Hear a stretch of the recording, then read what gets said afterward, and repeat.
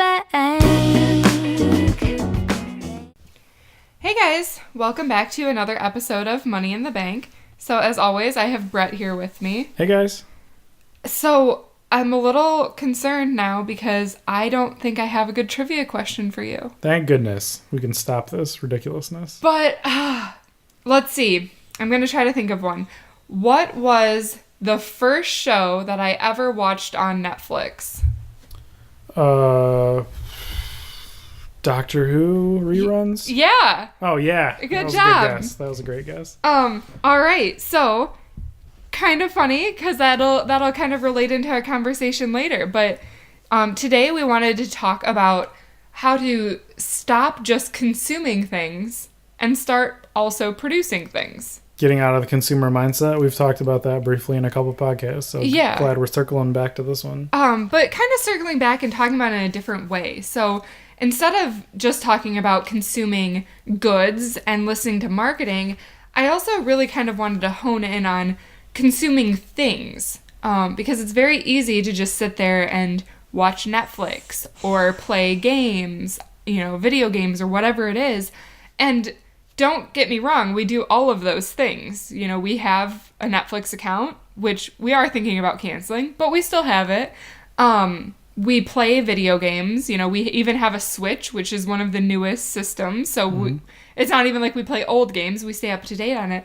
But I think we try to make sure we have a very good balance of not only doing that, right? Because you're a little bit better because you're chill in life. I have a superpower of, not getting frustrated about doing, remedial tasks, right? So I can sit for like long periods of time and it doesn't affect me at all. Yeah. Right? It's just very strange. But I get serious ants in my pants. You are syndromes. the exact opposite, right? Even so, hour-long car rides, you're like, I'm ready to do stuff. Come on. Yeah. So, after a little bit, I just have to, it's like my skin starts crawling and I have to do something. Really, I kind of think, each and every day, I try to aim to do at least 1 to 2 things that are very productive. So, on work days, that's easy, because work, check, right? But I try to do something for me as well, whether that's recording a podcast or, I teach financial literacy at, a nearby club for teenagers, or, learning a new skill or developing something, whether it's learning, I've spent a lot of time trying to learn how to crochet, different things like that. So And you got really good at sanding earlier this year when we were building things, yeah. Exactly. I was like the sanding queen. But regardless, I think once you can learn how to spend your time doing things that you still enjoy, but you can leverage it to either gain new skills or gain money, you become a happier person because you can start, instead of just being a consumer, you're producing things. And to me, that just seems, I don't know, it's like, what are your thoughts on this as somebody who can... Probably if I locked you in a room for 24 hours and made you watch Netflix, you could come out of that pretty okay. Yeah, I could sit there and watch stuff forever. I could sit there and play games forever. I'm pretty agreeable with any of those scenarios. But then if you do that for a long time, and I don't know if this is true of anybody, I just feel kind of skeezy after a while, right? I'm not doing anything. I'm not being productive. What did I do? What did I get out of this? What did I learn? I could have spent my time better than that, right? It's easy to do at the time because it's really entertaining to do that stuff. Mm-hmm. It's fun to explore in games and play different things and try new things and watch different shows that are entertaining. And Netflix has so many shows on their network now that are actually pretty good that you can't actually keep up with them anymore. Right. There's too many that are getting really good reviews that even if you sat there all day long every day, you could not keep up with all of it. Right? So how long do I want to be inside of that game and how much time do I want to dedicate to that if I can't even keep up with all the good shows? Right. And that's what it was. It used to be Game of Thrones is out and you're going to watch Game of Thrones and you're going to watch Walking Dead and there's 8 series total across every single network, including streaming services that were worth watching. And now it's all of them, even Amazon is getting good shows and good services and custom movies that they're producing in those networks as well that are actually high quality and don't get terrible reviews like they have been. Yeah. So right, how much time are you going to dedicate toward that? Because you can't win anymore. Yeah. Right? So eventually people are going to throw up their hands and be like, all right, well, maybe I'll watch a show once in a while, but I can't just watch like all these shows all the time. Even on 2x speed, you can't watch all that stuff. Right? Yeah. And, I think for me, I view shows as, I try to be pretty productive throughout the day, and I'm still studying for exams right now. So, usually before bed, I like to throw on a show and just kind of use it as my time to like wind down and watch a show and kind of check out and get lost in a story. And then I go to bed, And I think, shows can be good for that. But I think there's also this like herd mentality of like, you have to keep consuming because everybody else is doing it. And it almost feels like a drug sometimes. Like it's good to be entertained, Oh yeah, all the media companies are certainly taking advantage of that. They know that, right? They know that they have good content. They want you to continue binge watching. They're going to queue up the next episode. It's going to launch automatically. All that stuff is there. It's not because it's convenient to you. It's because it keeps you logged onto the series and watching the stuff. Right. And, Amazon is on the other side of that coin where it's physical products, but it's the exact same mentality, right? Look back through the last 100 orders of things, in your order history. Look back at the last 100 items or even 50 items of stuff that you've bought on there, and how much of that was not that great of a purchase, right? Or something that you didn't really need to have or didn't end up doing anything with, right? Right. A lot of people, probably most people, have a pretty big queue of stuff that they've bought off of there that they don't even remember buying. They don't know where it is anymore, right? Wasn't really necessary to get, or was something that ended up not being very good anyway. Oh, certainly. Right. And I think, going back to you saying like there's so much on Netflix you can't even watch it all. They say that it takes about 1,000 hours to become an expert in something, which I would say that there are probably people who watch 1,000 hours of television a year. Well, a year would be generous. Yeah, it's probably a lot, several thousand hours a year. Right, but I'll start with 1,000 and just say, 1,000 hours of television a year. Well, if you do that, that means that if you replace that time that you watch television with learning a new skill, you could become an expert in about a year. I think they say that's like or maybe not expert, but like master or something, and then expert is 10,000 hours. But regardless, my point is you could be well on your way to like developing a very awesome new skill set in a year just by replacing time that you watch TV. So, one example of this is like, how do I use this to develop a skill that could help me with my financial journey? Since we are a financial podcast, I want to tie it back. I actually knew of somebody who was going to CrossFit. And now CrossFit, in my opinion, can be quite expensive. Mm-hmm. You're paying a lot of gyms, you pay between $80 and $150 a month to go there. Super expensive. So for us, some people think that that's reasonable. We are so frugal, it's not even funny. So we're like, oh my God. But so I knew somebody who was going to one, and they have these boxes to, you jump up on them and you do different things on these wooden boxes. And he wanted one at home, but he Googled it and it was super expensive. So he decided to go to Home Depot and get some plywood and just build his own box, right? So he put support beams in it of 2x4s, and then he built the plywood around it. And all in all, it cost about $10 to make one box.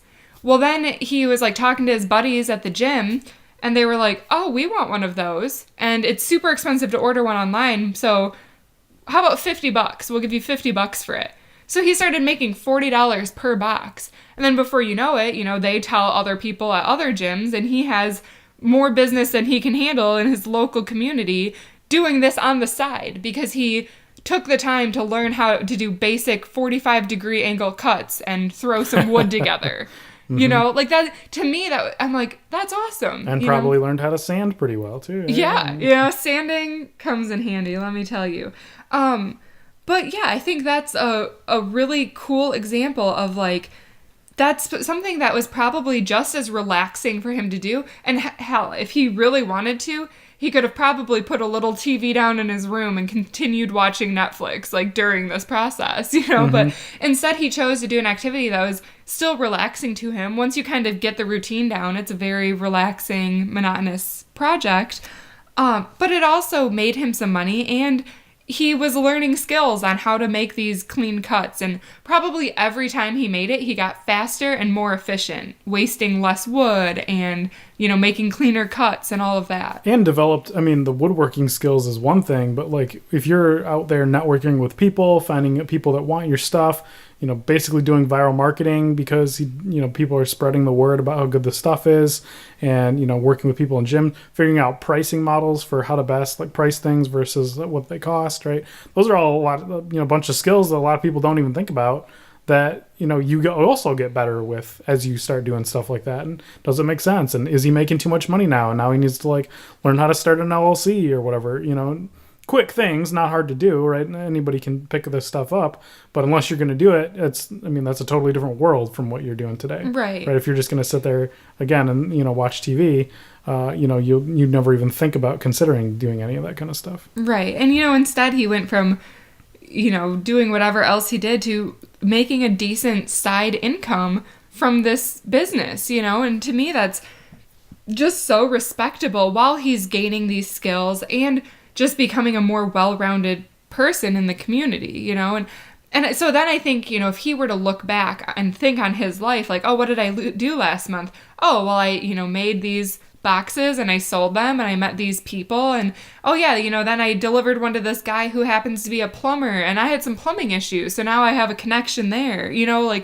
I think when you can build these communities and build this network around you, I bet he's a very happy individual, is my point. Mm-hmm. Where if you just sit there and you watch Netflix all the time, it's almost like, or, even if you're on social media a lot, you get that, like, envy of these lives that seem perfect, when really that's just how they're portrayed on TV or how they're portrayed on social media. But instead, you're out there connecting with real people, So I think in this day and age, it's really important to be able to step away from the digital world and kind of get back to doing a little like grassroots networking. And I think that's becoming a culture. I've heard other people say kind of the same thing, that we're in like a kind of a renaissance now of getting back to like building things by hand, and people don't want to work in offices, so they're learning skills like blacksmithing and woodworking. It's becoming more common to just do things with your hands and do things that are physical, because people are just so sick of like living only in a digital existence where they have nothing but screen time all the time. They, never use any muscle groups, right? They just, go sit somewhere all day long. They want to, their brain is like, and their body is just like craving some of these other activities.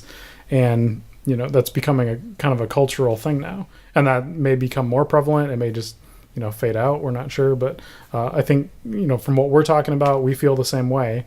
That we have a desire to like do these things and become makers.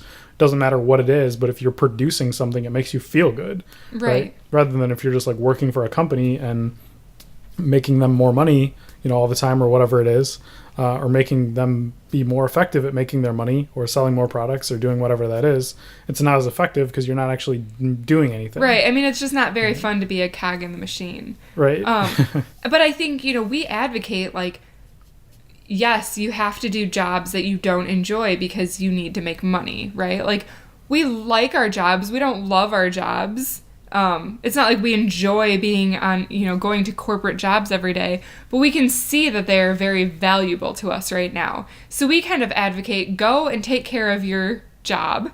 But then when you come home and you still have, 6 hours before you go to bed or whatever it is, do something good with that. One thing that we've done, and it doesn't make us money, but it saves us money, so kind of can be a similar thing.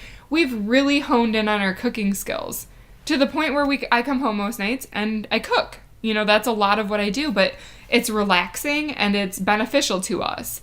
Another thing that one of my hobbies was I just loved looking at houses on Zillow. I would just sit on Zillow all the time and look at houses. And people are probably thinking, okay, well, how did that make you money? If I can get paid to look at houses on Zillow, I want in. Well, eventually, because I sat on Zillow for countless hours, I knew this market so well that our first rental property popped up and I said, Brett, we need to go look at this. Right. You knew the market completely at that point. You knew what all the housing sell prices were for the last, 2 years, basically. And you were like, this is the best deal I've seen like ever on this, right? In this, for our area. Yeah. And so it was a no-brainer. Unless this thing has like rats living in it, basically, we need to go get this because it's like such an amazing offer.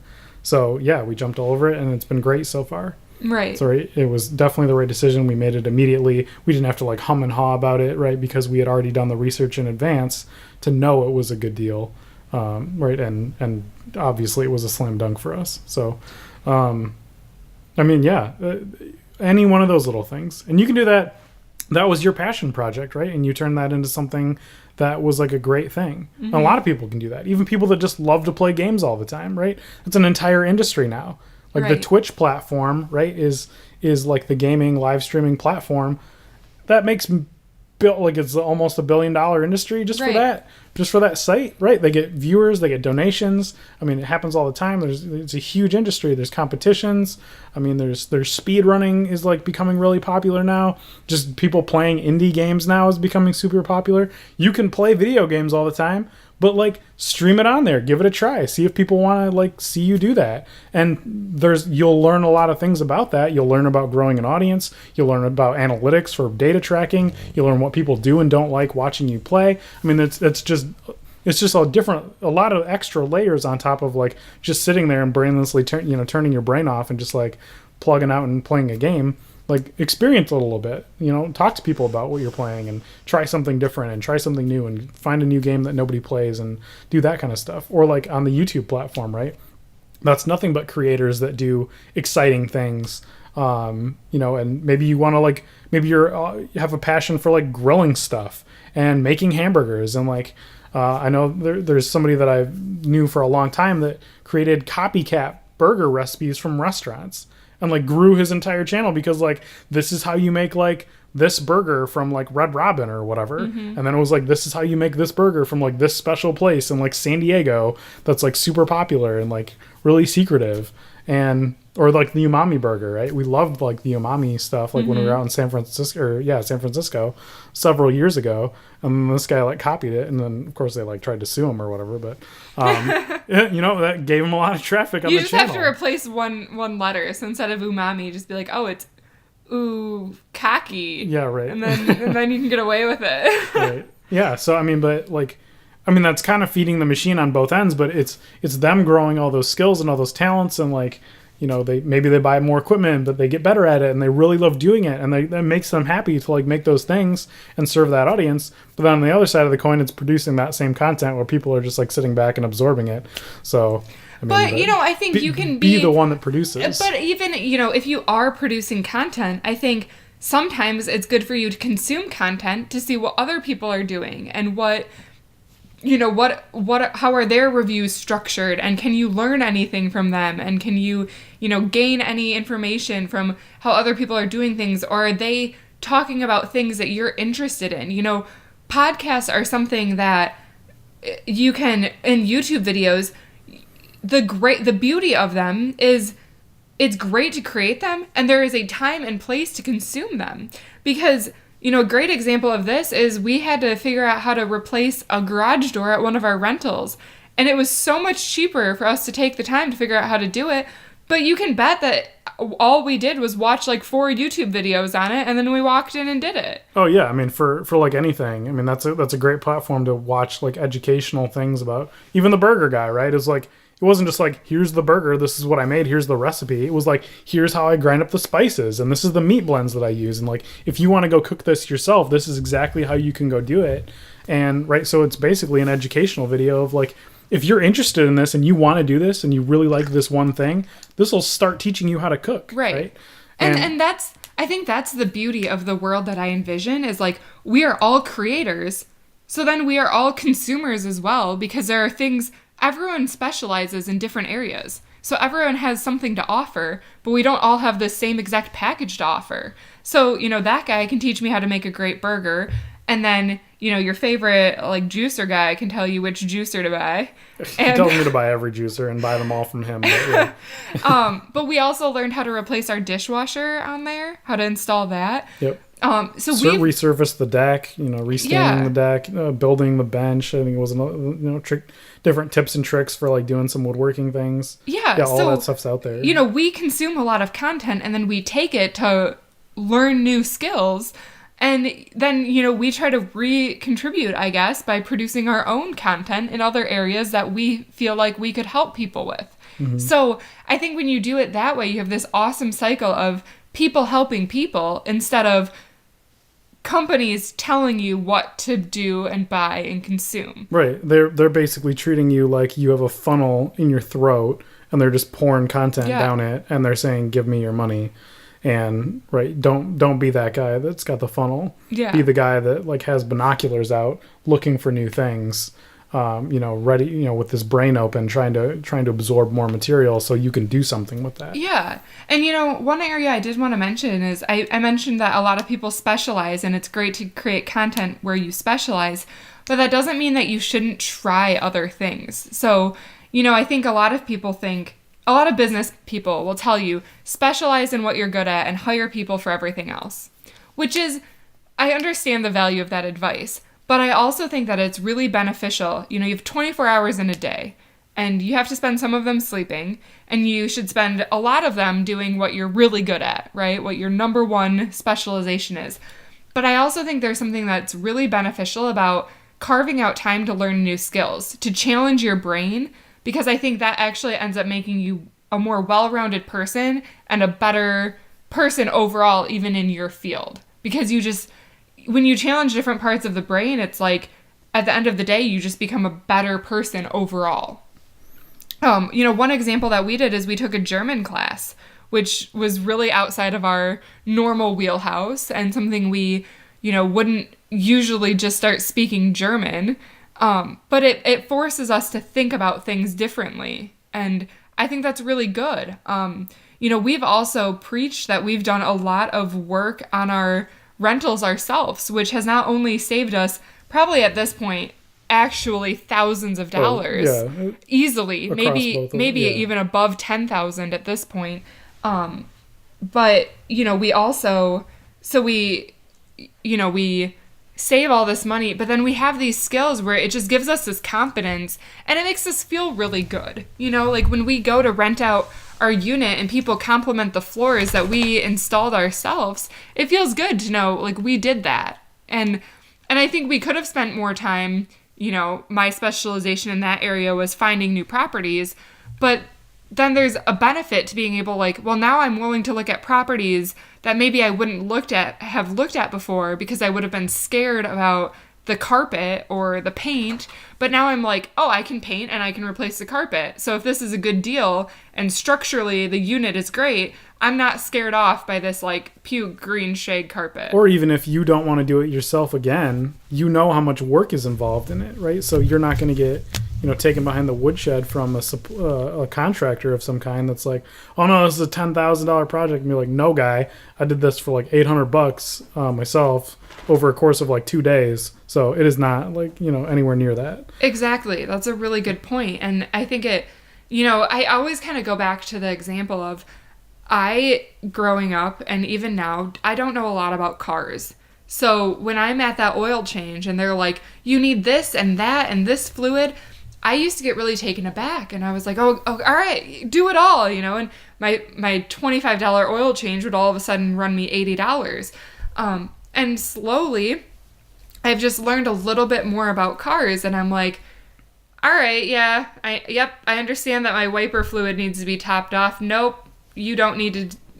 I'm not going to pay you $25 to do that, right? Because I understand that it's like $1.99 liquid that I just dump into my car. Right. So I think when you can kind of take the power back, if you don't learn these things, you're really going to just set yourself up to be taken advantage of at some point.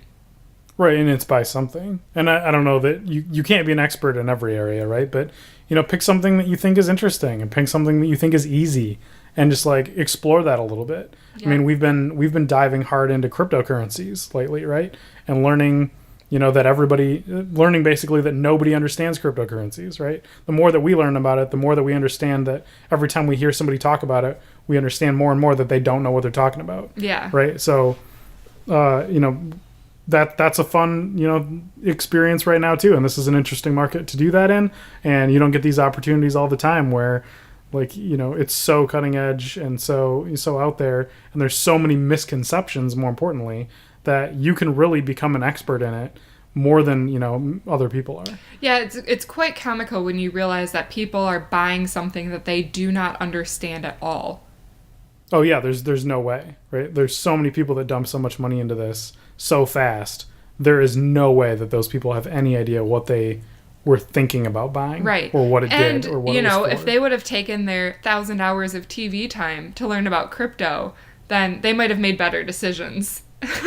But no, I mean, that was easy for them to do. I mean, you throw on the latest season of Game of Thrones, and tune out, and you just buy the stocks.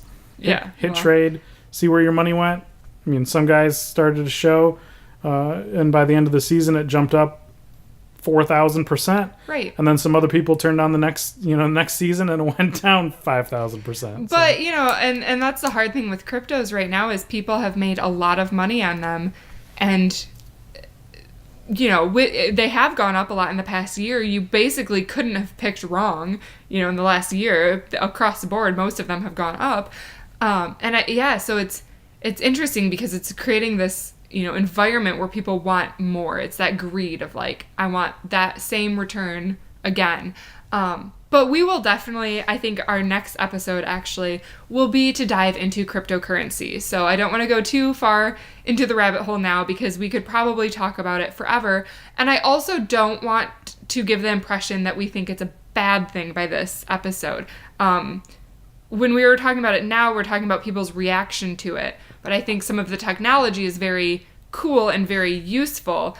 This was just more so to highlight that people will jump into things they don't understand, Right. I mean, people will write use cases about what happened to the market during, that 3-week period with the crypto crisis, right? So, I mean, there's a lot to learn in that market. There's a lot to learn about why people were investing, what they invested in, what happened, why it went back down again.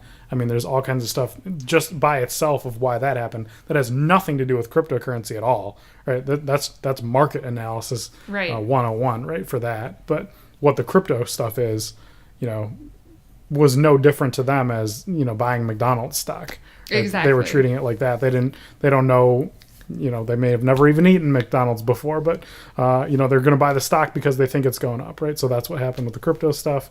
And so we'll like to talk more about, we'll touch on that a little bit, but we'll talk more about what it actually is, what it does, how it works, and the whole background behind it, and what the differences are between, Bitcoin, because that's the most popular term. Cryptocurrency is probably the second most common term, which is kind of a misnomer, and blockchain in general, which nobody, some people may have not even heard of, and that's the most important part. Exactly. So I'm excited to talk about that, but to try to get us back on track a little bit and start wrapping this episode up. So yeah, I guess, the question is why? So why become a producer instead of staying a consumer? Because it's very easy to just seek to be entertained. Well, I will say that I think it starts becoming a lot more powerful when you start realizing that you can be entertained and be happy by creating your own happiness and producing your own things. And I also think having side hustles is a really good way to just save a lot of money or further your financial journey. I don't think it will hurt you at all to try to have multiple sources of income. I think there's a really powerful thing knowing you have multiple sources of income. And I guess, I say this as a millennial who I kind of came to age as the Great Recession was striking. But my biggest fear is I watch friends and parents' friends lose their jobs and lose houses and lose cars because they didn't have, they had their job, they didn't have any savings, they didn't have any side income. And so I try to diversify in all aspects of my life, my investments, my career, my sources of income. Why not, right? So once you start these side hustles, you realize it's just a really empowering feeling. And then you get to this awesome point in your journey where it's it's not that I can't afford that. It's that I'm choosing to not buy that because I would rather, save this money to go back into my real estate business, or save this money to expand my CrossFit, gym box building career. And I think that's a really cool thing, because then instead of, being like, okay, I'm going to go buy this, $100 whatever on Amazon, you're like, what could that $100 do for me and do for my career or my business? And you just start optimizing it, and you just make these decisions that actually are really good for you, instead of playing into the game that all of the big, Amazon and Google want you to play into. Right. Just sit there and consume their stuff, right? And I mean, all the big companies now, all the most profitable companies in the last 4 or 5 years, just keep getting way more profitable every year, right? Amazon took it over. Jeff Bezos is now the most, most highest wealth person in the world, right? Apple is destroying everything, right? They're killing it in the market. Their profitability is off the charts, right? It's just because people won't stop buying stuff from them. They just keep raising prices higher and higher, and people keep buying it, right? So why are you doing that? Verizon, Comcast, I mean, all these people that have bought all these shell companies like ESPN and all this stuff. Disney's buying up everything in sight, right? All the Marvel stuff, all the Star Wars stuff. They're becoming extremely profitable monsters just for you to keep buying their stuff, visiting their theme parks, watching their movies, watching TV, watching commercials, right? The more you do that, the bigger these guys are getting, and they keep getting bigger, right? And Amazon, the trend has been increasing over time. It's not that people are continuing to buy the same amount of stuff and buying more stuff on Amazon rather than other places. They're buying more stuff as a net, right? That number is skyrocketing. It's, the curve is steeply increasing. It's not that, the number of things people are buying is linear anymore. It's just, it's become so easy now that people are just brainlessly clicking on boom, boom, boom, boom, give me this immediately. And at the end of the day, they're buying 20% more this year than they did last year, right, even though they didn't need it. Right? And, even, it's not even some of it's worldwide. A lot of it's isolated to America. Oh, yeah. So, I actually saw this article recently written by a publication from another country, and they were literally just asking what our obsession with the iPhone was. They were just what is happening in America that people are shelling out $1,000 for a phone that they will definitely want to replace in 2 years with the next $1,000 phone? Oh yeah, it wouldn't make sense to anybody at this point looking from the outside. Yeah, it doesn't make sense to me, I guess, because we don't.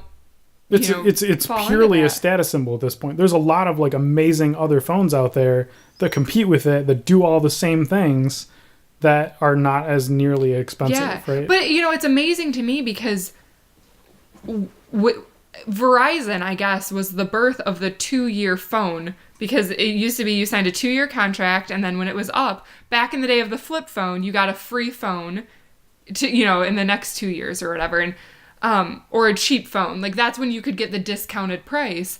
Well, now that's just become part of our culture, where people, like clockwork, every 2 years just buy a new phone now. Mm-hmm. And there's nothing wrong with our phones. Or even even there's a lot of people in the iPhone ecosystem that buy the new phone every year, and in the Android ecosystem too, right? They'll buy the new Samsung phone that's coming out in a couple month or so, the S9, right? That'll come out. They'll sell their S8 and get a return on whatever phone website that they're gonna get a return from, for people buying used phones and stuff.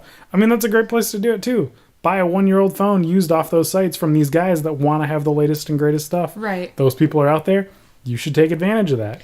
Exactly. But my point being, don't fall into the marketing ploy.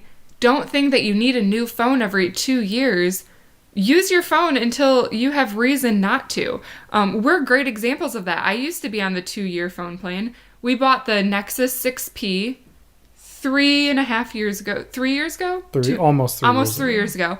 And there's nothing wrong with my phone. I'm going to keep using it. I think it's fine. The camera's good. The screen quality's fine. Sure, if I compared it to a brand new phone, I would probably notice some differences. But for my daily use of checking Instagram and reading some news articles. I don't need anything else. But it's getting to the point where those differences are like very insignificant now. And my point being, what are you doing on your phone anyways? For most people, it's social media and reading news articles and hopefully checking mint.com. But, you know, I think people think they need this big, awesome thing because marketing tells them they do, and you don't. So, I guess we should really start wrapping this up because now we're just ranting about everything we hate. You know, I love a good rant. Yeah. So instead, let's just start, package this up. Basically, whatever you're consuming, whatever marketing lies you're believing, stop right now. I know it's hard to break it, but you will be very happy you did. And your goal for 2018 is to create something. I don't care whether it's a candle or a quilt or a YouTube video or a book. I want you to create something new that is unique to you and shows your personality and what you're good at, because everybody is good at something. And, I want to learn this. I want to know more. To me, it's really awesome when I meet people who are just naturally so good with woodworking or tools or building, and they just know how to fix things, right? Because that was never me. But I have strengths in other area of analyzing numbers and of real estate and budgets. And I think once we can all meet up and exchange what we're good at, that's how we build a better community. So I'm willing to be the resource dump for that. Comment on our website and tell me what you're good at, and let's exchange emails and ask each other questions and learn from each other, because that would be awesome. So there we go. There you go. Good wrap up. All right. Well, thanks for tuning in. I will drop all of our contact information in below. And if you liked this episode, let us know. Thanks, guys.